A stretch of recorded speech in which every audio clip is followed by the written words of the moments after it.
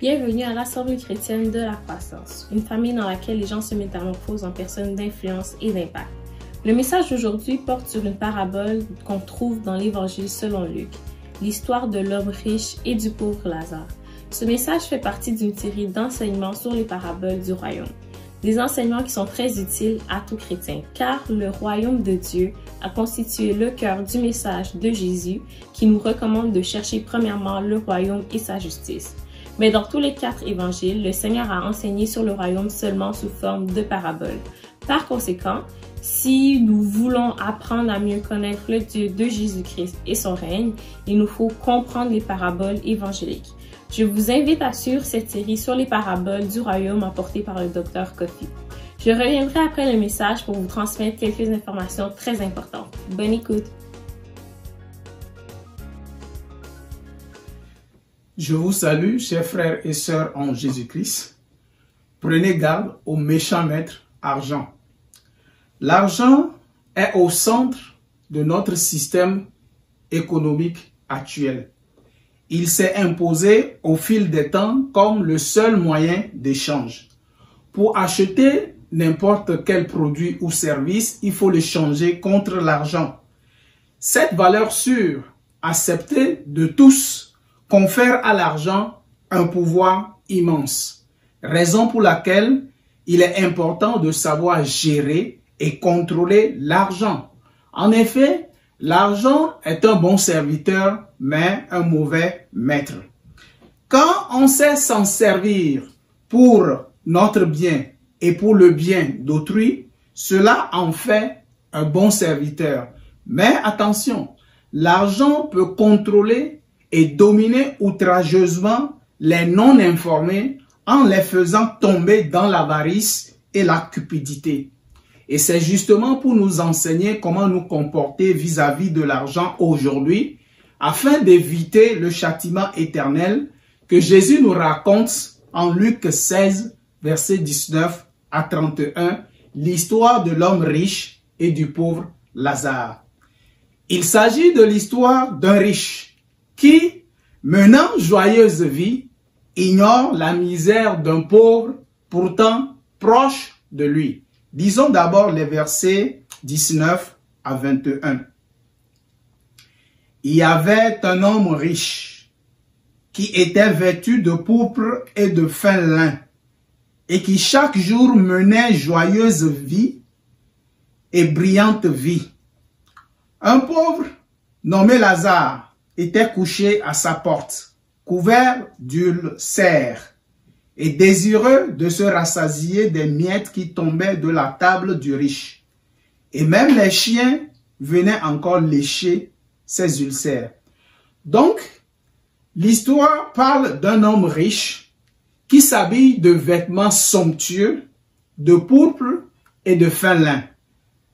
La teinture de pourpre provenait d'une substance extraite du coquillage, un coquillage dont le coût de production rendait très cher les vêtements de cette couleur. Seuls les plus riches pouvaient se les payer. C'est pourquoi on associe le pourpre à la royauté. Le fin lin aussi était un article de luxe. Fabriquée à partir d'une étoffe précieuse, cette tunique était particulièrement appréciée pour sa blancheur et sa douceur. Donc, nous voyons que ce soit avec l'habit de dessus ou le vêtement de dessous, tout dans la tenue vestimentaire de cet homme riche montre l'opulence. Et à côté de lui, on voit un pauvre appelé Lazare, qui vit dans un dénuement complet. Rien n'est dit de ses vêtements. Le texte montre simplement que son corps est couvert d'ulcères et que les chiens venaient lécher ses ulcères. Ce qui sous-entend que non seulement ses plaies n'étaient pas bandées, mais aussi que cet homme n'était pas revêtu presque de rien. En plus de porter des vêtements les plus chers, la table de l'homme riche était garnie des mets les plus délicats, dont il se régalait chaque jour. Donc, il festoyait chaque jour. Et à l'opposé, Lazare n'avait rien pour remplir son ventre. La faim le rongeait tellement que il convoitait, il désirait les déchets de nourriture provenant de la table de l'homme riche, sans même pouvoir les obtenir. En ce qui a trait au domicile, l'histoire nous dit que Lazare ne possède aucun endroit pour se loger. Le texte précise qu'il se couche devant le portail de l'homme riche. Ce détail du portail nous permet de présumer que le riche vivait dans une résidence très cossue. Le portail désigne la porte d'entrée qui, dans les grandes maisons, conduisait à la cour intérieure. Lazare était couché devant la porte. Donc, l'homme riche ne peut pas dire qu'il ne le voit pas. Même ses propres chiens s'intéressaient aux plaies de cet homme. Pourtant, ce riche ne fait absolument rien pour soulager la misère de ce pauvre homme, alors qu'il pourrait facilement le faire sans se ruiner. Après ce premier acte qui donne un portrait de la vie sur terre, l'histoire se déplace vers un deuxième acte qui se déroule à l'au-delà. L'homme riche et le pauvre changent du coup de sort après leur mort. Les versets 22 à 29. Le pauvre mourut et il fut porté par les anges dans le sein d'Abraham. Le riche mourut aussi et il fut enseveli. Dans le séjour des morts, il leva les yeux et tandis qu'il était en proie au tourment, il vit de loin Abraham et Lazare dans son sein. Il s'écria, « Père Abraham, aie pitié de moi et envoie Lazare pour qu'il trempe le bout de son doigt dans l'eau et me rafraîchisse la langue, car je souffre cruellement dans cette flamme. » Abraham répondit, « Mon enfant, souviens-toi que tu as reçu tes biens pendant ta vie et que Lazare a eu les maux pendant la sienne. Maintenant il est ici, consolé et toi tu souffres.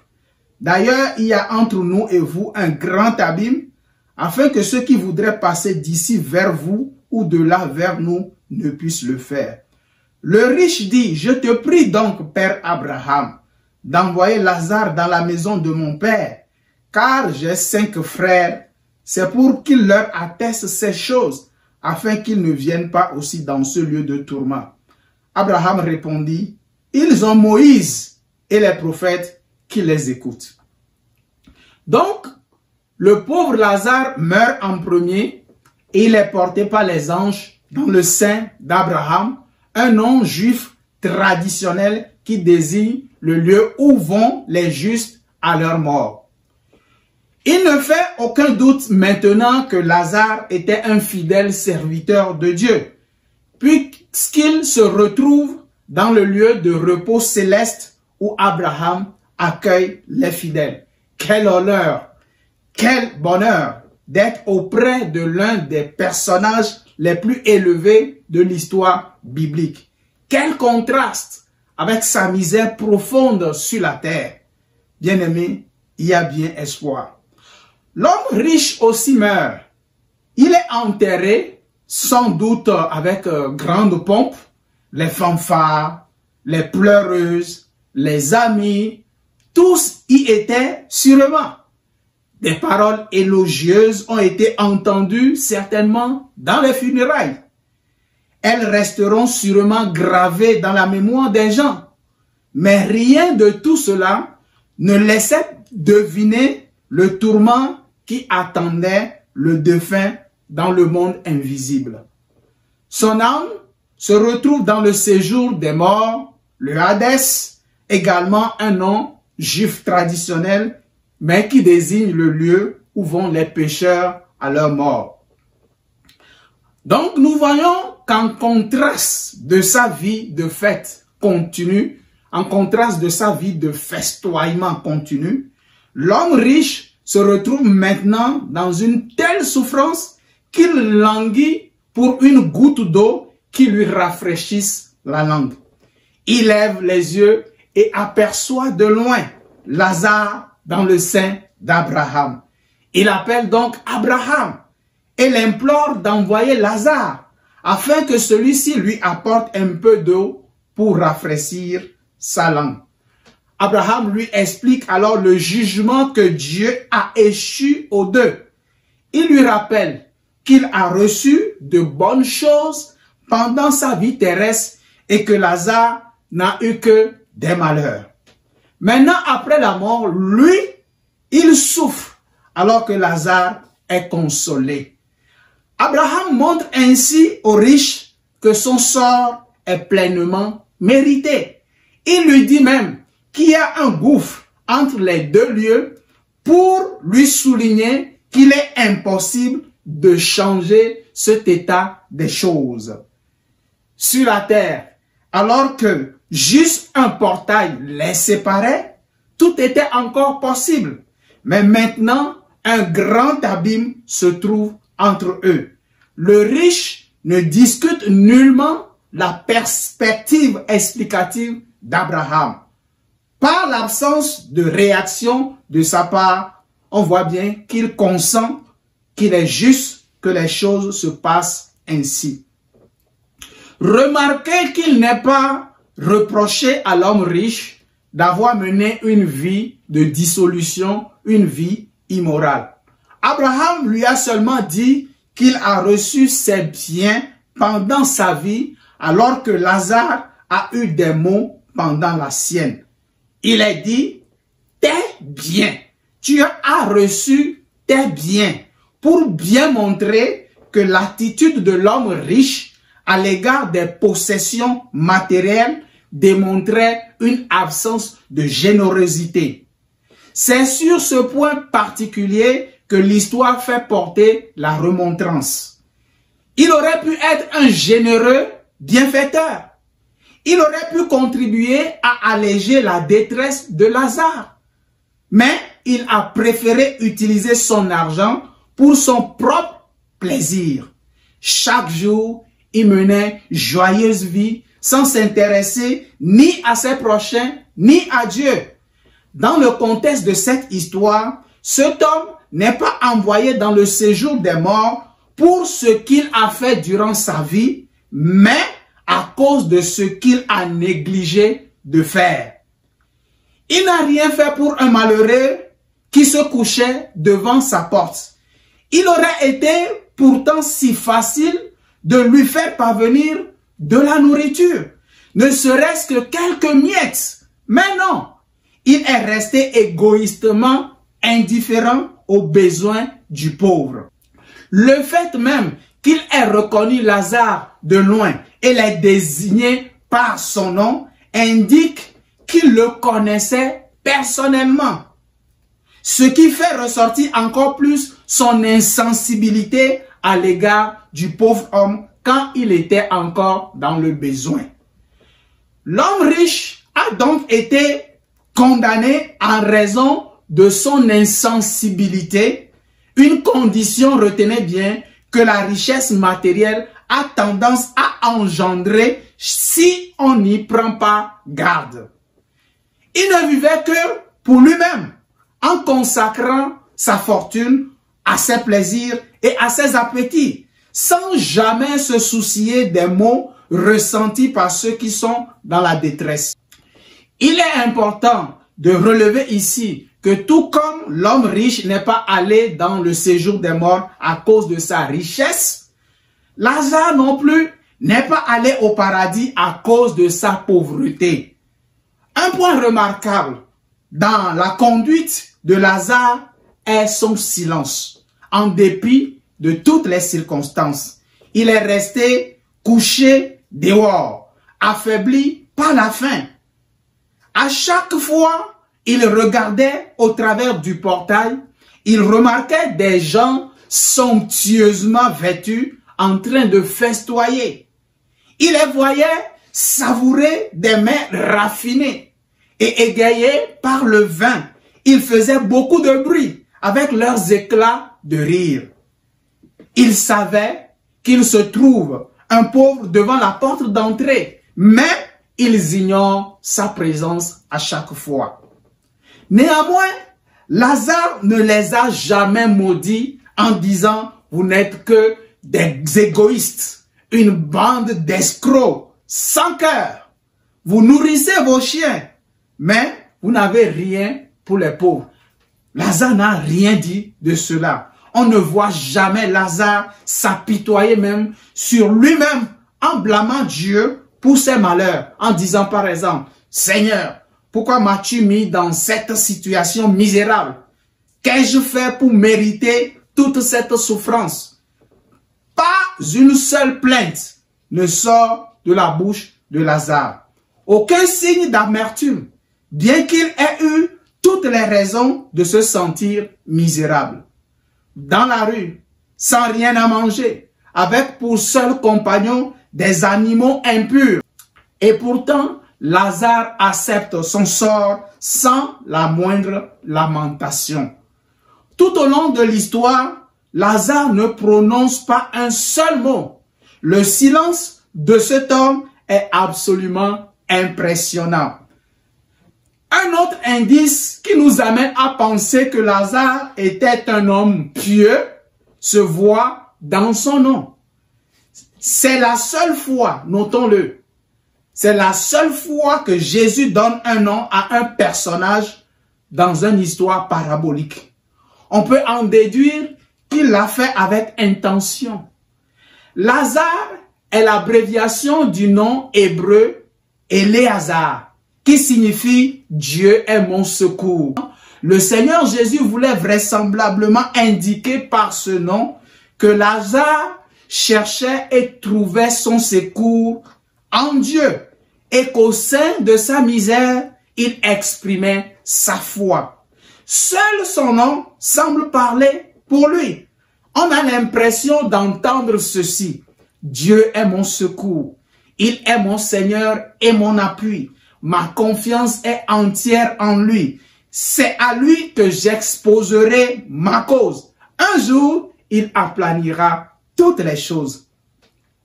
Nous voyons que contrairement à Lazare, l'homme riche aussi a compris. Mais pour lui, il a compris les choses trop tard.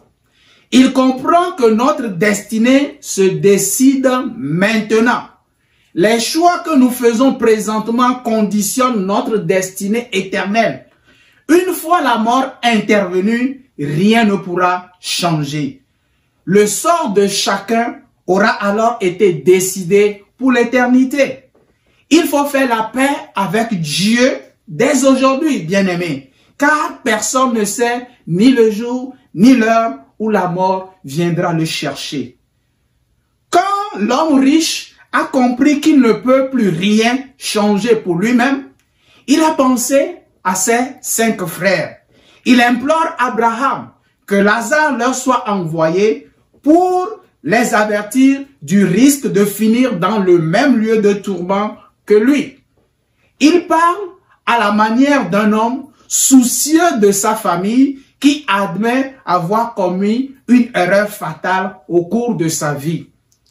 Abraham lui répond simplement qu'étant juif, ses frères ont Moïse et les prophètes, c'est-à-dire les écrits de l'Ancien Testament, et que cela suffit pour les mettre en garde. Ils n'ont qu'à les écouter. L'homme riche n'a pas eu gain de cause, mais son plaidoyer auprès d'Abraham pour ses frères revient à poser la question suivante qui éclaire le sens de l'histoire que Jésus nous raconte. Comment les riches doivent-ils vivre pour éviter le châtiment éternel que connaît le riche de notre histoire? Nous trouvons la réponse dans les derniers versets, les versets 30 à 31. Et il dit, « Non, Père Abraham, mais si quelqu'un des morts va vers eux, ils se repentiront. » Et Abraham lui dit, « S'ils n'écoutent pas Moïse et les prophètes, ils ne se laisseront pas persuader quand même quelqu'un des morts ressusciterait. En affirmant que si la vérité est annoncée à ses frères par un mort revenu à la vie, ceux-ci seraient suffisamment impressionnés pour se repentir. L'homme riche fait évidemment allusion à son expérience personnelle. Il avait eu à sa disposition les écrits, l'enseignement de l'Ancien Testament. Mais ce privilège n'a rien changé au fait qu'il se retrouve maintenant en enfer. Donc, l'homme riche de notre histoire se retrouve dans un malheur irrémédiable dans l'au-delà parce qu'il ne s'est pas repenti devant les exigences de la parole de Dieu. Cela suggère que les riches de ce siècle peuvent éviter la condamnation éternelle par une conversion qui aura des conséquences radicales sur la manière dont ils utilisent leur richesse. En fait, Jésus raconte notre histoire dans un contexte où il condamnait des pharisiens moqueurs pour la raison qu'ils sont amoureux de l'argent. On trouve cela au verset 13 et 14. Nul serviteur ne peut servir deux maîtres, car ou il haïra l'un et aimera l'autre, ou il s'attachera à l'un et méprisera l'autre. Vous ne pouvez servir Dieu et Mammon. Les pharisiens qui étaient avares écoutaient aussi tout cela et ils se moquaient de lui. Jésus était en train de mettre en garde contre l'attitude d'attachement à l'argent. Il rappelle d'abord que les richesses doivent être mises au service de Dieu et que c'est la seule manière d'éviter que les richesses deviennent des idoles pour l'homme en usurpant la place de Dieu. Le danger des richesses est que si Dieu n'en est pas le maître absolu, si elles ne sont pas utilisées de manière à servir Dieu, si l'homme se les approprie pour un usage personnel et égoïste, alors ces richesses deviennent mammon, une idole qui contrôle, qui domine la vie. Jésus était donc en train de dire, faites attention, ne vous amassez pas des biens pour votre usage personnel exclusif, comme si vous en étiez le maître ultime. Vous savez, l'homme n'est qu'un administrateur qui gère les biens de Dieu sous le contrôle bienveillant de ce dernier. Se réserver donc les richesses à soi seul, s'arroger sur les richesses un droit incontrôlé, ne peut se faire sans porter atteinte au droit de Dieu. Nul ne peut servir Dieu et Mammon. Le Seigneur dénonce un attachement excessif à l'argent, car cet attachement conduit inexorablement à l'idolâtrie. Il donne cette attitude qui consiste à accorder une place à l'argent qui revient à Dieu seul. Et sur place, les pharisiens amoureux de l'argent se moquaient de lui. C'est dans ces circonstances que Jésus raconte l'histoire de l'homme riche et du pauvre Lazare, qui montre à la fois les conséquences tragiques d'être amoureux de l'argent, mais aussi le moyen de les éviter. Le dialogue entre l'homme riche et Abraham dans l'au-delà montre que ceux qui sont attentifs à la parole de Dieu ne peuvent jamais user de leur richesse matérielle comme l'homme riche de notre histoire, strictement et exclusivement pour leur jouissance personnelle. Les personnes qui ne veulent pas écouter la parole de Dieu sont complètement insensibles au malheur de leur prochain. Dans notre histoire, Lazare ne pouvait pas être plus proche de l'homme riche. Et pourtant, bien que celui-ci ait pu subvenir entièrement à ses propres besoins, il ne lui a même pas donné de son superflu. Dieu nous donne comme prochains les pauvres et les miséreux de façon particulière. Ce sont des candidats privilégiés pour nos soins. On voit clairement dans l'histoire la dureté de cœur du riche, mais aussi sa folie de n'avoir pas réfléchi à son avenir dans ses jouissances présentes. Les personnes qui ressemblent à ce riche sont complètement insensées. Elles ne prévoient pas ce que l'avenir peut apporter. Tout leur monde s'épuise dans une réalité présente sans penser pour le monde à venir. L'histoire de l'homme riche et du pauvre Lazare avertit qu'il y a un seuil au-delà duquel il est trop tard, parce qu'on ne pourra plus faire machine arrière. Que l'histoire de cet homme sert de leçon à ceux qui ont beaucoup de richesses et qu'ils comprennent que la bonne nouvelle elle-même peut devenir mauvaise nouvelle comme elle l'est devenue pour cet homme riche. Mais que cela nous serve aussi de leçon positive et nous permette ainsi de recevoir comme bonne nouvelle la parole de Dieu. Si l'homme riche ne se rend compte de la dureté de son cœur et de son insensibilité cruelle que dans les souffrances du châtiment, c'est parce qu'il était étranger à toute conversion, à toute communion authentique avec Dieu, à une obéissance réelle à la parole de Dieu. Il est inexorablement impossible d'être en même temps au service de Dieu et de l'argent. Le riche de cette histoire est une illustration tragique de celui qui sert Mammon et qui en subit les conséquences. Retenez ceci, ce ne sont pas juste ceux qui sont avares, qui sont au service de l'argent. Ceux qui sont tellement préoccupés par eux-mêmes et leur plaisir qu'ils n'ont plus ni le temps ni la capacité pour les autres, qui ont perdu toute sensibilité devant les souffrances de leur prochain, ceux-là aussi sont esclaves de Mammon. Leur attachement est coupable parce que leur train de vie prend la place de Dieu. Ils donnent leur allégeance ultime au bien de ce monde, alors que seul Dieu est en droit d'être le sujet ultime de notre intérêt et de nos préoccupations.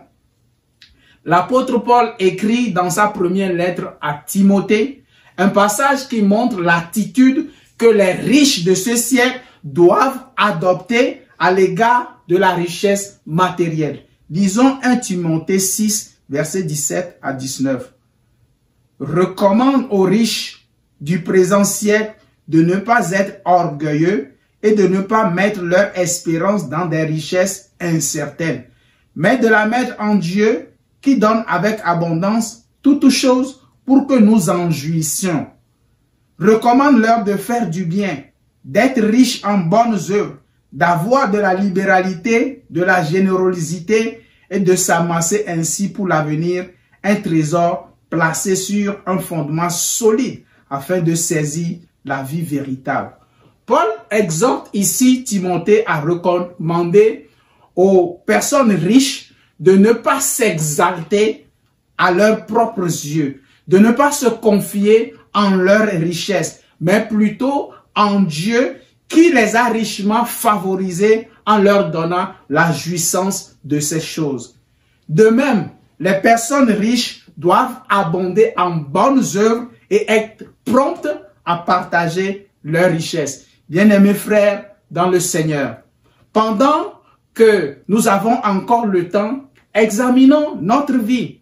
Est-ce que notre attitude à l'égard de l'argent suggère que c'est Mammon qui est notre Seigneur ou c'est plutôt Jésus-Christ? Est-ce que notre comportement à l'égard des plus démunis qui nous entourent suggère que c'est l'argent qui est notre maître ou c'est plutôt Jésus-Christ? Un choix éclairé serait de prendre position clairement pour Jésus-Christ aujourd'hui même, avant qu'il ne soit trop tard. Demeurez bénis au nom de Jésus-Christ.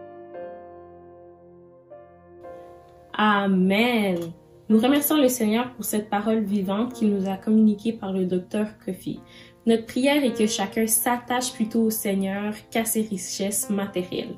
Nous vous invitons à réécouter et à méditer le message d'aujourd'hui. Surtout, n'oubliez pas de liker et partager au plus grand nombre. Et pour continuer de suivre cette série d'enseignements sur les paraboles du royaume, Abonnez-vous à notre page Facebook et à notre chaîne YouTube. Si vous voulez faire un don pour soutenir le ministère, nous vous invitons à le faire par Interac ou par PayPal à l'adresse courriel finance@commerciallacroissance.org et au numéro de téléphone 514-773-4045. Que le Seigneur vous bénisse.